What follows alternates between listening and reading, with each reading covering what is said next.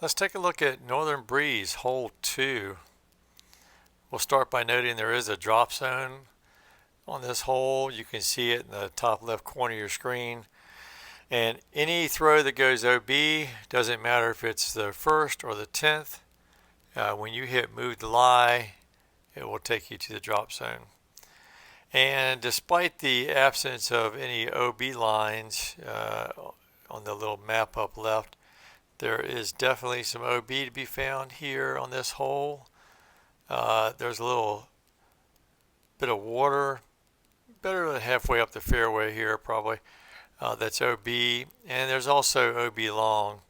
So we'll toss one OB long to start with here.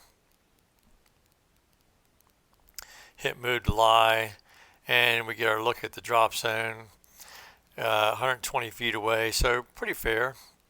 We can also, while we're here, see the OB water that is in the fairway, and also there is right on the right side of the green, there's a little stone wall, but it's got some gaps in it. There's got a big gap right here and a smaller gap closer to the basket, both of which can make the hole a little tricky. But the drop zone does play true to distance, 120 feet, which with the accurate windbreak fuse at least, bottom of the Wi-Fi band and then about a width of a Wi-Fi band is 120 feet. So that will come in handy if you find yourself there, and you can save your par. So there's probably a couple of approaches here. I only like one of them though, but I'll show you. One approach is you can take the accurate windbreak fuse, slide to the left, and it's got a little bit of turn on it, and it'll usually end up on the green with a straight pullback. The problem is if it hits that big rock that it just got behind, it's going to scoot right to the right OB. So not a fan of that.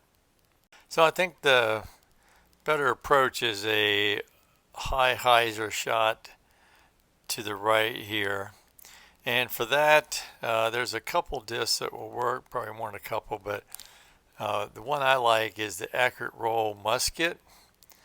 And what we're going to try to do is go behind this first little group of trees, but in front of the next little group. There's a little gap there, so we can't see it until we actually throw a disc. So the aim point, top chevron on the top of that tree right there, and then the release angle is kind of critical, and you're going to have to adjust this based on the wind, but we don't want too much, because if we put too much we're going to crash into this first group of trees. Too little, we'll crash into the second group of trees, and both of those are likely to result in OB. So somewhere about right here with this wind, and see if we can hit this gap here behind the first group, in front of the second group, and then crash into the rocks here. Now this isn't 100%. You can still get an unlucky skip off of some of those rocks and go OB, but you know, there's not a whole lot in the valley that's 100%. So again, top chevron to the top of that tree, got 2 wind, pretty much the same amount of hyzer. And we just want to make sure we stay in front of those trees right there. And it's usually a safe landing for an easy putt.